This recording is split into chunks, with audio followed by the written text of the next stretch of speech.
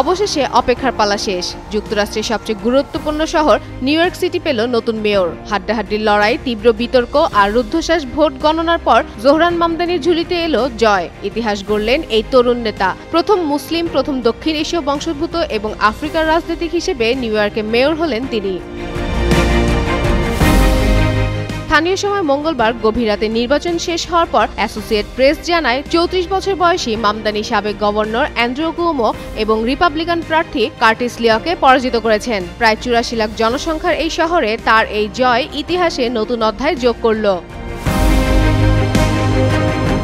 তবে নিউ ইয়র্কবাসী তাকে সমর্থন করেছে কেবল তার ধর্মীয় বা জাতিগত পরিচয়ের কারণে নয়। তার মূল প্রতিশ্রুতি, সাশ্রয়ী জীবনযাপনের প্রতিধ্বনি ভোটারদের হৃদয় জয় করেছে।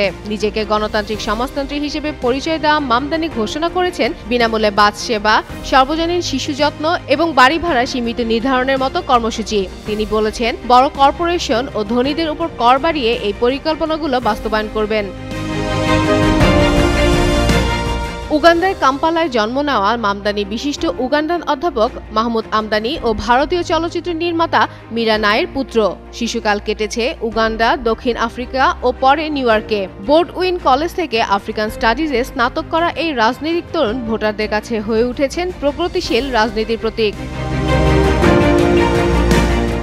এদিকে ভোটের দিন কুওমো বলেন, ডেমোক্রেটিক পার্টির মধ্যে এখন এক ধরনের গৃহযুদ্ধ চলছে।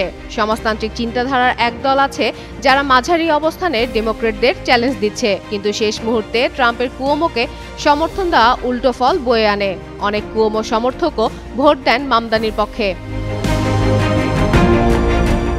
এবার সামনে মামদানির চ্যালেঞ্জ আরও বড়। প্রগতিশীলদের প্রত্যাশা পূরণ করা, একই সঙ্গে মধ্যপন্থীদের আস্থা ধরে রাখা। জানুয়ারি থেকে মেয়র হিসেবে দায়িত্ব নিতে যাচ্ছেন তিনি। আর তার সঙ্গে নিউ ইয়র্কে প্রবেশ করছে নতুন রাজনৈতিক যুগে, যেখানে নেতৃত্ব দিচ্ছেন এক তরুণ, উদারমনস্ক ও বহুসাংস্কৃতিক আমেরিকার প্রতিনিধি।